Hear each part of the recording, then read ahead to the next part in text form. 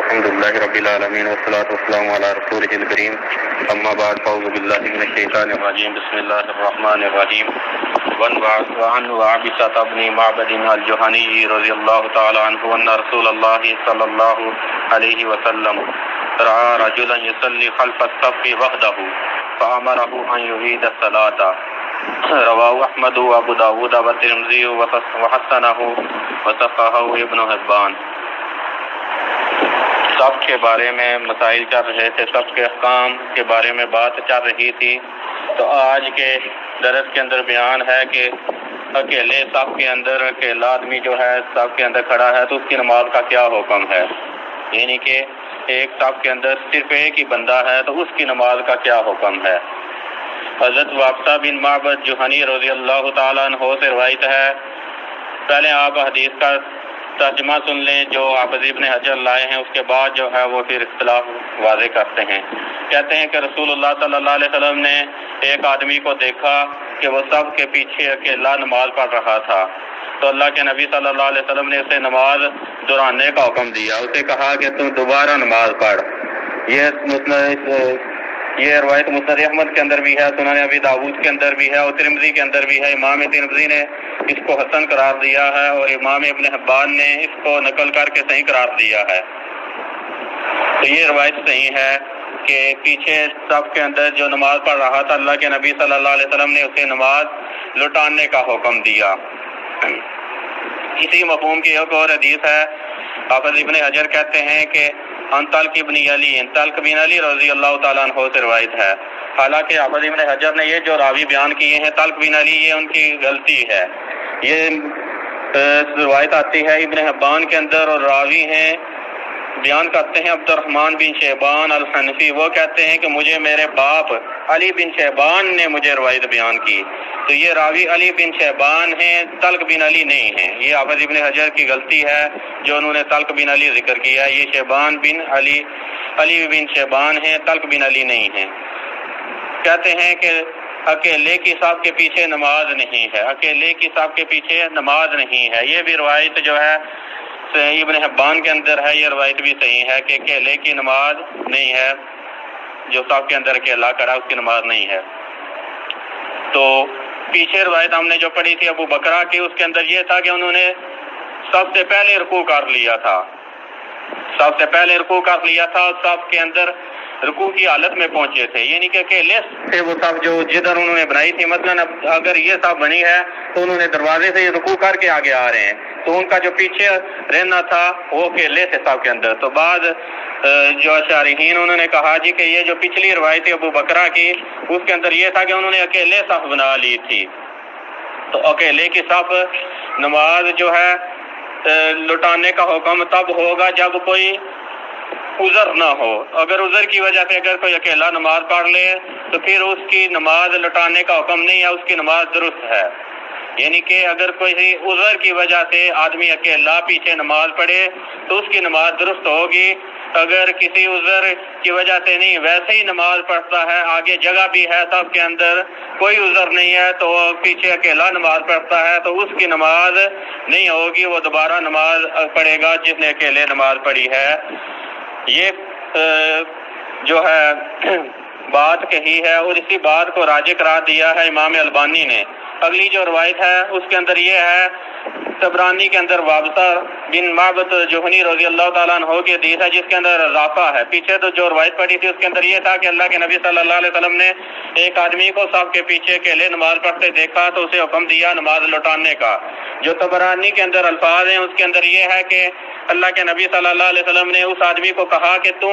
ان باقی نمازیوں کے ساتھ شامل کیوں نہیں ہو گیا، یا تو نے ایک آدمی کو آگے سے کھینچ کیوں نہیں لیا، یعنی کہ اگلی صف سے پیچھے آدمی کو کھینچا کیوں نہیں ہے۔ یہ طبرانی کے اندر روایت آتی ہے، یہ روایت جو ہے یہ روایت ضعیف ہے، اس کے اندر سری بن اسماعیل متروک راوی ہے جس کی وجہ سے یہ روایت ضعیف ہے۔ امام البانی علیہ رحمہ ایسی روایات جن کے اندر آتا ہے کہ آدمی اگر آئے صف اگلی فل ہے، بڑی ہوئی ہے، مکمل ہے تو وہ آگے سے ایک آدمی کو کھینچے، ان روایات کے بارے میں کہتے ہیں کہ ایسی روایات ساری کی ساری ضعیف ہیں۔ امام البانی کہتے ہیں کہ جب روایات ساری کی ساری اس مفہوم کی ضعیف ہیں کہ آدمی کو کھینچا جائے تو پھر کھینچنا مشروع نہیں ہے، کیونکہ کسی مشروع قرار دینے کے لیے صحیح نص کا ہونا ضروری ہے، تو یہاں پر کوئی نص صحیح نہیں ہے، تو واجب نہیں ہے کہ آدمی آگے سے کسی کو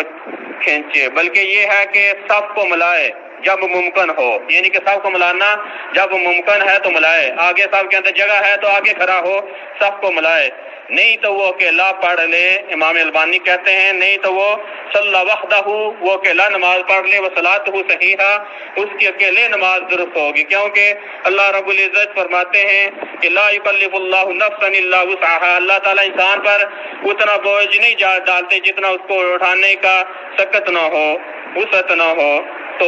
اگر آدمی عذر ہے کہ آگے صف مکمل ہے تو پھر وہ اکیلے نماز پڑھ لے پیچھے، تو اس کی نماز درست ہوگی۔ یہ جو اللہ کے نبی صلی اللہ علیہ وسلم نے لٹانے کا حکم دیا تھا، یہ تب تھا کہ جب آگے صف مکمل نہ ہو، آگے صف چھوڑ کے پیچھے جو اکیلا کھڑا ہوگا، اس کی صحیح بات یہی ہے کہ اس کی نماز نہیں ہوگی، کہ آگے صف کے اندر جگہ ہے، اکیلا آدمی پیچھے نہیں صف بنا کے کھڑا ہو جاتا ہے، ہم خیال نہیں رکھتے اس چیز کا، اکثر نمازی خیال نہیں رکھتے، تو یہ درست نہیں ہے۔ اگر صف کے اندر آگے جگہ ہو تو پیچھے جو نماز کھڑی کر لے گا، پیچھے جو صف بنا لے گا، اس کی نماز نہیں ہوگی، جتنی نماز وہ اکیلی پڑھے گا اتنی نماز اس کی نہیں ہوگی۔ اگر انسان کا عذر ہے کہ آگے جگہ نہیں ہے، صف مکمل ہے، شیخ الاسلام ابن تیمیہ علیہ رحمہ بھی یہی فرماتے، وہ کہتے ہیں کہ اگر آگے صف کے اندر جگہ ہے تو اس کے اندر کھڑا ہو، نہیں تو پیچھے اکیلا کھڑا ہو جائے، وہ اسی بات کو راجح قرار دیتے ہیں۔ وہ کہتے ہیں کہ آگے سے صف کو کھینچنا آدمی کو یہ درست نہیں ہے، کیونکہ اللہ کے نبی صلی اللہ علیہ وسلم نے فرمایا کہ من وصل صفا وصلہ اللہ ومن قطع صفا قطعہ اللہ، شریعت تو یہ کہتی ہے، نبی صلی اللہ علیہ وسلم تو صف کو ملانے کا حکم دیتے ہیں، کہتے ہیں جو صف کو ملائے اللہ اسے ملائے، جو صف کو توڑے اللہ اس کو توڑے، تو صف کو ملانے کا حکم ہے، نہ کہ آگے سے کھینچ کر توڑنے کا حکم ہے۔ صف کو توڑنا نہیں چاہیے، بلکہ اگر آگے جگہ نہیں ہے تو پیچھے اکیلے کھڑا ہو جائے۔ یہ شیخ الاسلام ابن تیمیہ علیہ رحمہ کا بھی موقف ہے، اور اسی طرح شیخ صالح بن العثیمین رحمہ اللہ تعالیٰ عنہ، ان کا بھی یہی موقف ہے کہ اگر آگے صف کے اندر جگہ ہے تو ادھر کھڑا ہو آدمی، اگر صف کے اندر جگہ تھی، پیچھے اکیلے اس نے نماز پڑھ رہی ہے تو تب اس کی نماز درست نہیں ہے۔ اگر عذر ہے کہ صف آگے مکمل ہو گئی ہے، پیچھے اگر کھڑا ہونا عذر ہے، آگے جگہ نہیں ہے، تو پھر وہ پیچھے اکیلا کھڑا ہو جائے تو اس کی نماز درست ہوگی، کھینچنے کی ضرورت نہیں ہے، اکیلے وہ نماز پڑھ لے۔ اور باقی جو پیچھے روایت پڑی ہے کہ اکیلے کی صف نہیں، اکیلے کی نماز نہیں ہوتی صف کے پیچھے، تو وہ تب ہے جب آگے صف کے اندر جگہ بھی ہے، کوئی عذر بھی نہیں ہے، تو آدمی ویسے پیچھے صف کے اندر کھڑا ہوتا ہے، تو اس کے بارے میں یہی صحیح بات ہے کہ اس کی نماز نہیں ہوگی جو بغیر عذر کے پیچھے صف کے اندر نماز پڑھ لیتا ہے۔ صف کے اندر جگہ بھی تھی، ویسے اس نے پیچھے نماز پڑھ لی، تو ایسے شخص کی نماز نہیں ہوگی۔ تو جس کا عذر ہے کہ صف مکمل ہو چکی ہے، اب کھڑا ہونے کے لیے جگہ نہیں اگلی صف کے اندر، پیچھے بھی اکیلا ہے، کوئی اور ساتھ نہیں ہے، تو وہ پیچھے اکیلا ہی نماز پڑھ لے، انشاءاللہ اس کی نماز درست ہوگی۔ راجہ یہی ہے کہ ایسے آدمی کی نماز درست ہے، کیونکہ اس کے لیے اتنا عمل کرنے کی تو دیا گیا تھا حکم جس کی اس کو استطاعت تھی، اس کی آگے استطاعت نہیں ہے، آگے صف مکمل ہے تو وہ پیچھے نہ کھینچے، بلکہ پیچھے خود اکیلا نماز پڑھ لے۔ تو باقی صف کے احکام کے اندر ایک چیز یہ بھی ہے کہ حافظ ابن حجر تو نہیں لائے، ویسے روایات کے اندر آتا ہے کہ ستون کے درمیان جو ہے صف نہیں بنانی چاہیے۔ مثلا یہ جو ستون ہے، ان کے درمیان میں آدمی صف بنانا شروع کر دے، کہ ادھر سے شروع کیا، صف درمیان میں چھوڑ دی، ادھر بھی بنائی، ادھر بھی بنائی، ادھر تک بنائی، اور یہ درمیان میں سے چھوڑ دی، پھر ادھر سے شروع کر دی، ایسا صف بنانا درست نہیں ہے۔ یا بعض اوقات یہ ہوتا ہے کہ آدمی ادھر کھڑے ہوتے ہیں تو صف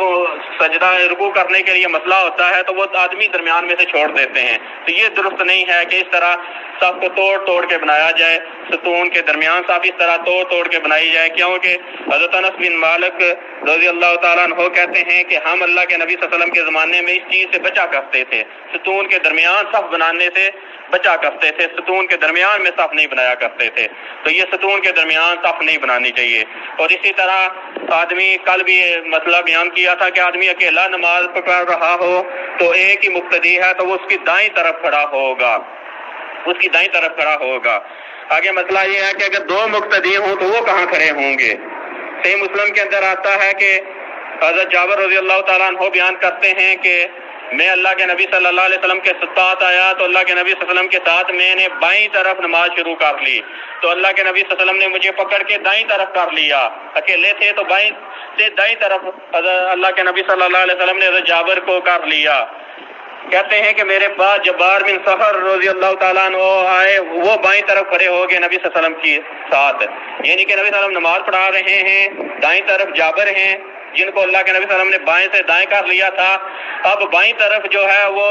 ایک اور صحابی جبار بن سفر آئے ہیں، وہ کھڑے ہو گئے ہیں، تو اللہ کے نبی صلی اللہ علیہ وسلم نے دونوں کو ہاتھ کے ساتھ پیچھے کر دیا کہ وہ پیچھے صف بنائیں، تو دونوں نے پھر پیچھے صف بنائی۔ تو یہ ہے حکم، اگر ایک سے زیادہ نمازی مقتدی آ جائیں تو پھر مقتدی کو وہ پیچھے کر لیں، مقتدی کو پیچھے کر لیں، نمازی نئے آنے والا مقتدی جو ہے وہ پہلے جو کھڑا ہے نمازی اس کو پیچھے کر لے، تو وہ امام کے پیچھے صف بنا لیں، نئے نمازی جو آئے ہیں مقتدی آئے ہیں۔ یہ جو حکم تھا کہ 2 مقتدی ہوں تو دائیں بائیں کھڑے ہوں، یہ حکم منسوخ ہے۔ حضرت عبداللہ بن مسعود رضی اللہ تعالیٰ عنہ کو اس کے نسخ کا پتہ نہیں تھا، تو وہ نمازیوں کو دائیں بائیں کھڑا کرتے تھے 2 اگر نمازی ہوتے تھے، تو حالانکہ یہ حکم جو ہے یہ منسوخ ہو چکا ہے۔ صحیح مسلم کی روایت کے مطابق جیسا کہ جابر کہتے ہیں کہ اللہ کے نبی صلی اللہ علیہ وسلم نے مجھے اور جبار بن سفر کو پیچھے کر دیا، تو 2 مقتدی ہوں یا زیادہ ہوں تو وہ پیچھے صف بنائیں گے، ایک مقتدی ہے جو وہ بالکل امام کے ساتھ جڑ کے صف بنائے گا، 2 سے زیادہ پیچھے صف بنائیں گے۔ ہاں اگر ایسا مسئلہ ہے کہ پیچھے جانے کی جگہ نہیں ہے، مقتدی بعض اوقات یہ ہوتا ہے کہ اس جگہ کھڑے ہیں کہ پیچھے مقتدی جا نہیں سکتا، جگہ نہیں ہے، پیچھے دیوار ہے، یا بسا اوقات یہ ہوتا ہے کہ مقتدی ایسا ہے جو جانے سے معذور ہے، تو پھر امام بھی آگے ہو سکتا ہے، پھر یہ صورت ہے کہ پھر امام آگے ہو جائے، نئے آنے والے مقتدی کو اس کے ساتھ جگہ دے دے، خود کھڑا ہو کے نماز پڑھ لے۔ 2 یا 2 سے زیادہ مقتدی ہوں تو وہ پیچھے نہیں صف بنائیں گے۔ آگے انشاءاللہ ہم پڑھیں گے کہ نماز کے لیے آتے ہوئے جو ہے سکون اختیار کرنا چاہیے، وقار اختیار کرنا چاہیے، بھاگ کے نہیں آنا چاہیے، سکون اور اطمینان کے ساتھ نماز کے اندر شامل ہونا چاہیے۔ واستغفر اللہ لی ولکم ولسائر المسلمین والمسلمات، وآخر دعوانا الحمد للہ رب العالمین۔